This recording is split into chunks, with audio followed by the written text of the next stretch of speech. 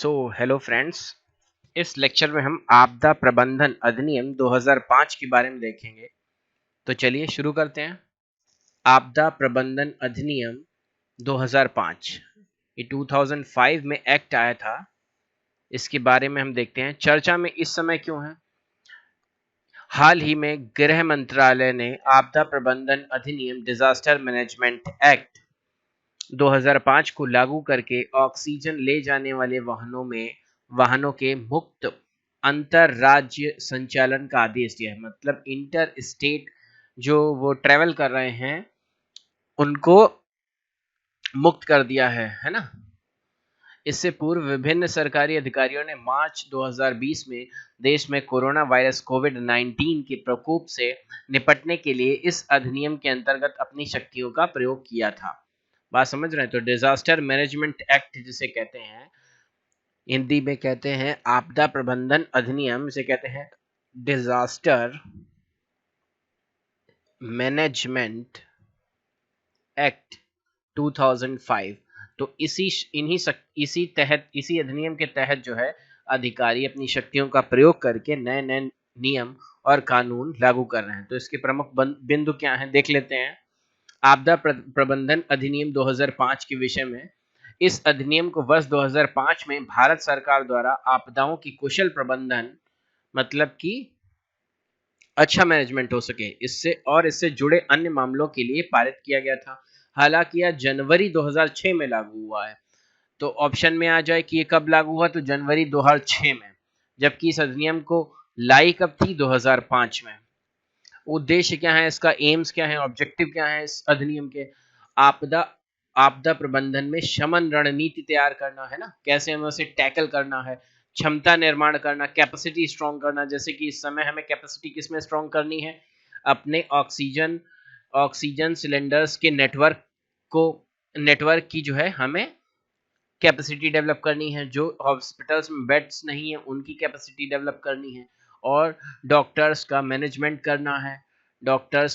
करना है। अगर नहीं है तो नई नर्सेस को अपॉइंट करना है। जो इंफ्रास्ट्रक्चर हॉस्पिटल का है उसको सुदृढ़ करना है, जिसके अंतर्गत आपदा का अर्थ प्राकृतिक एवं मानव निर्मित कारणों से उत्पन्न हुई किसी भी क्षेत्र में तबाही, दुर्घटना, आपदा या गंभीर घटना से है। अधिनियम की प्रमुख शर्तें क्या हैं? अधिनियम की प्रमुख शर्तें देख लेते हैं। नोडल एजेंसी इसमें क्या है? तो यह अधिनियम गृह मंत्रालय को समग्र राष्ट्रीय आपदा प्रबंधन को संचालित करने के लिए नोडल मंत्रालय के रूप में नामित करता है। तो इस अधिनियम के थ्रू, इस एक्ट के थ्रू क्या हो जाएगा, जो कि 2005 में लागू किया गया है, उसके नाम से है डिजास्टर मैनेजमेंट एक्ट 2005। इसके थ्रू गृह मंत्रालय को समग्र राष्ट्रीय आपदा प्रबंधन को संचालित करने के लिए नोडल मिनिस्ट्री के रूप में नामित किया गया है। किसको? गृह मंत्रालय को, मतलब कि होम मिनिस्ट्री को, जिसके समय कौन है? अमित शाह जी हैं मंत्री, है ना। तो संस्थागत संरचना इसमें क्या है? यह राष्ट्रीय, राज्य और जिला स्तरों पर संस्थानों को एक व्यवस्थित संरचना बनाए रखता है। या क्या करता है? इससे राष्ट्रीय, राज्य और जिला स्तरों पर संस्थानों की एक व्यवस्थित संरचना बनाए रखता है। राष्ट्रीय स्तर की महत्वपूर्ण संस्थाएं इसमें कौन सी है राष्ट्रीय स्तर की? तो राष्ट्रीय आपदा प्रबंधन प्राधिकरण, मतलब नेशनल डिजास्टर मैनेजमेंट एसोसिएशन कहेंगे इसे, है प्राधिकरण। आगे देखते हैं। या आपदाओं के प्रति समय पर और प्रभावी प्रतिक्रिया के लिए नीतियां, योजनाएं तथा दिशा निर्देश तैयार करने हेतु एक शीर्ष निकाय है। कौन सी? राष्ट्रीय आपदा प्रबंधन प्राधिकरण।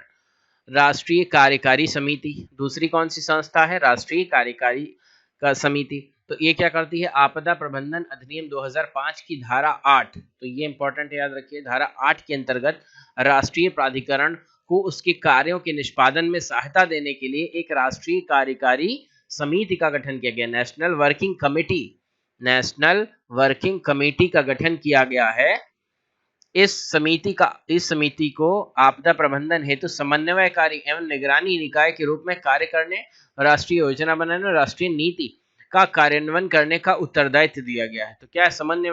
समन्वयकारी, मतलब कि ये सब में कोऑर्डिनेशन बनाए रखे। क्या बनाए रखे? कोऑर्डिनेशन बनाए रखे और इंस्पेक्शन करती रहे कि जो चीजें हैं, बेड्स प्रॉपर जगह पहुंच रहे हैं, ऑक्सीजन प्रॉपर जगह पहुंच रही है कि नहीं पहुंच रही है। अगली कौन सा संस्थान है? राष्ट्रीय आपदा प्रबंधन संस्थान, नेशनल डिजास्टर मैनेजमेंट इंस्टीट्यूट। यह संस्थान प्राकृतिक आपदाओं के प्रबंधन के लिए प्रशिक्षण और क्षमता विकास कार्यक्रमों को संचालित करने के लिए जिम्मेदार है। क्या करता है? प्रशिक्षण देता है और विकास, अपनी क्षमता को बढ़ाने के लिए ये कार्यक्रम संचालित करता है। अगला क्या है? राष्ट्रीय आपदा प्रतिक्रिया बल, मतलब कि national disaster response force, NDRF जिसे कहते हैं। आप हमेशा सुनते होंगे कि देखिए बिल्डिंग गिरी तो एनडीआरएफ की टीम्स पहुंची है ना। तो यह आपदाओं के समय विशेषीकृत कार्यवाही करने में सक्षम एक प्रशिक्षित पेशेवर यूनिट है। ये क्या है? पेशेवर यूनिट है, कमांडोज की तरीके से है। ठीक है, तो हमने कौन कौन सी संस्थाएं देख ली, एक बार उनको फिर से देख लेते हैं। तो राष्ट्रीय स्तर की महत्वपूर्ण संस्थाएं कौन कौन सी हैं? राष्ट्रीय आपदा प्रबंधन प्राधिकरण, एक तो ये प्राधिकरण है। दूसरा है राष्ट्रीय कार्यकारी समिति है, नेशनल वर्किंग कमेटी है। और नेशनल राष्ट्रीय आपदा प्रबंधन संस्थान है, इंस्टीट्यूट है जो सिखाता है, प्रशिक्षण देता है। और राष्ट्रीय आपदा प्रतिक्रिया बल जिसे एनडीआरएफ कहते हैं वो है। अब राज्य, ये तो केंद्र के स्तर पे हो गई है ना, ये जो है आपके केंद्र के स्तर पे हो गई। राष्ट्रीय स्तर की महत्वपूर्ण संस्थाएं हैं। नोडल एजेंसी आपकी मंत्रालय हो गई, गृह मंत्रालय हो गई। अब देख लेते हैं जिला स्तर की, है ना, राज्य और जिला स्तर की संस्थाएं कौन कौन सी हैं। तो इस अधिनियम में राज्य और जिला स्तर के अधिकारियों को भी राष्ट्रीय योजनाओं को लागू करने और स्थानीय योजनाओं को तैयार करने के लिए जिम्मेदारी दी गई है ना, राज्य और जिला स्तर के अधिकारियों को। राज्य आपदा प्रबंधन प्राधिकरण, तो क्या होगा? स्टेट डिजास्टर मैनेजमेंट प्राधिकरण।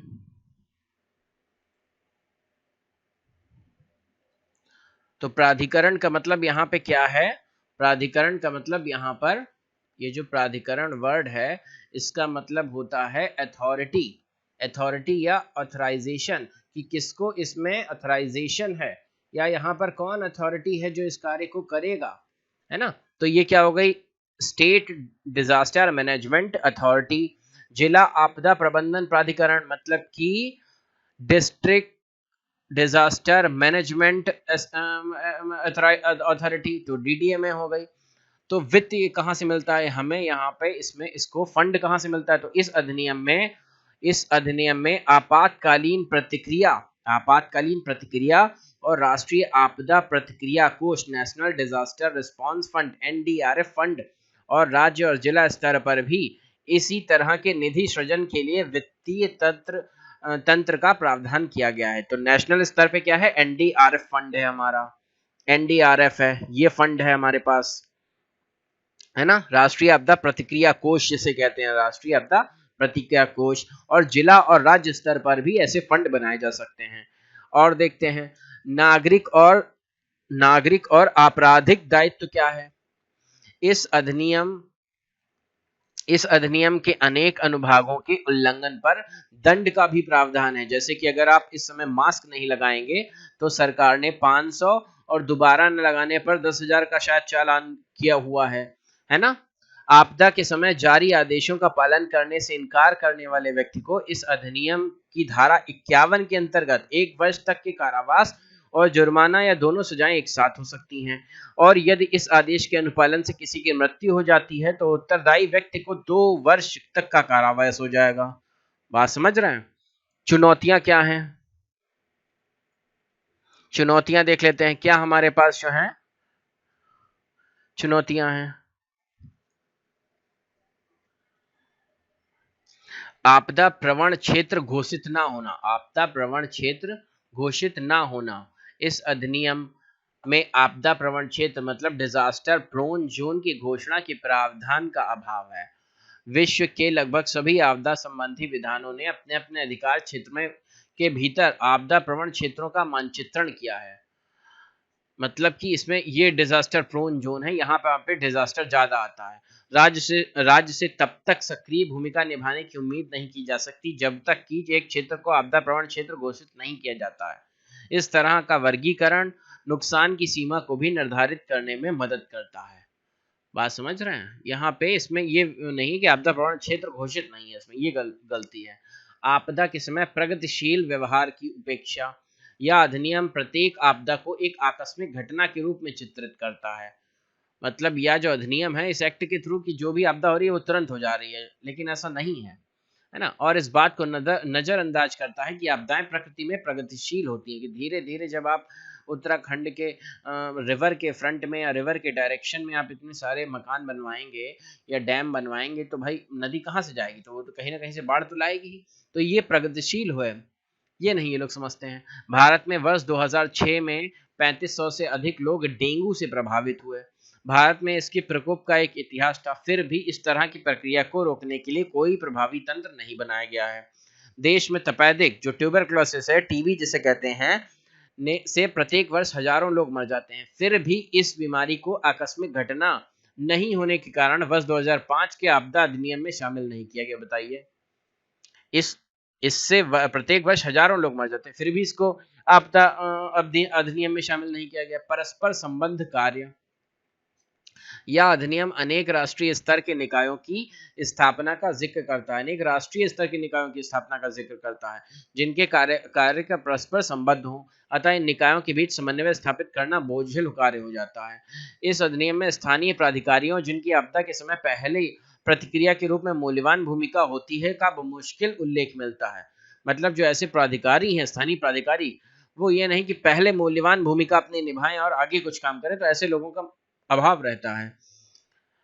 इन प्राधिकारियों का मार्गदर्शन करने के लिए भी कोई ठोस प्रावधान नहीं है। इनका केवल आवश्यक उपाय करने हेतु एक मामूली संदर्भ दिया गया है।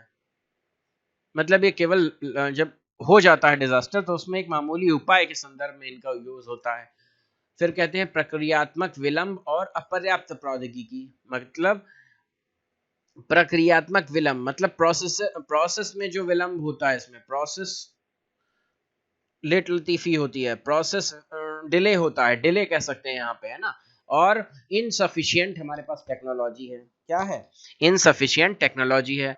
इसके अतिरिक्त भारत में आपदा प्रबंधन योजना को विलंबित प्रतिक्रिया योजना और नीतियों के अनुचित कार्यान्वयन और प्रक्रियात्मक अंतराल ने प्रभावित किया है ना। अनुचित कार्यान्वयन होता है, मतलब अनएथिकल तरीके से जो है इसका मैनेजमेंट होता है, और प्रक्रियात्मक अंतराल ने प्रभावित किया है। बड़े पैमाने पर होने वाली क्षति, इसके सटीक पूर्वानुमान और माप के लिए पर्याप्त तकनीकी क्षमता, अपर्याप्त तकनीकी क्षमता। मतलब पहले से कोई सटीक पूर्वानुमान नहीं हो पाता है, हम प्रिडिक्ट नहीं कर पाते हैं कि यहाँ पर ऐसा ऐसा जो है आपदा आने वाली है। उसके लिए तकनीकी क्षमता का पूर्ण तरीके से विकास नहीं है। जैसे कि वेदर फॉरकास्टिंग जो है, इनके कहने का मतलब है इतना बढ़िया डेवलप नहीं है कि हम किसी चीज़ के वेदर फॉरकास्टिंग कर पाएं, या पहले से ही हमारी रॉ एजेंसी के एजेंट जान पाते कि कोरोना नामक वायरस जो है हमारे पड़ोसी देश के लैब्स में बन रहा है, या ऐसा कुछ कहीं से आने वाला है, या लंदन की फ्लाइट्स को पहले ही रोक दिया जाए जिससे ये आपदा ना हो शहरों में। और अगर पता चल जाता है तो इनका सरकारी स्तर पर इनका क्रियान्वयन नहीं हो पाता है। आगे की राह क्या है? समग्र रूप से देखा जाए तो आपदा प्रबंधन अधिनियम 2005 ने निसंदेह आपदाओं से निपटने की दिशा में सरकारी कार्यों की योजना में एक बड़ा अंतर ला दिया है, लेकिन जब तक इसका प्रभावी क्रियान्वयन नहीं होगा, इफेक्टिव जो है क्रियान्वयन नहीं होगा, प्रोक्यूरमेंट इसे कह सकते हैं, है ना, नहीं होगा, तब तक कागज पर विस्तृत योजनाएं बनाने मात्र से उद्देश्य की पूर्ति नहीं हो सकती है। एक सुरक्षित भारत के निर्माण में नागरिक समाज, निजी उद्यम, नागरिक समाज, सिटीजन का जो सोशल स्ट्रक्चर है, निजी उद्यम, प्राइवेट इंडस्ट्रीज और गैर सरकारी संगठन, एनजीओ भी महत्वपूर्ण भूमिका निभा सकते हैं। उनको आगे आना चाहिए, जैसे कि स्वयंसेवक संघ और कई एनजीओ आते हैं। तो धन्यवाद। ये जो था वो इंडियन एक्सप्रेस से आर्टिकल लिया गया था, जो कि इस समय की कोरोना महामारी में चल रहे प्रकोप के कारण इस अधिनियम की चर्चा की गई है। आपदा प्रबंधन अधिनियम 2005। धन्यवाद।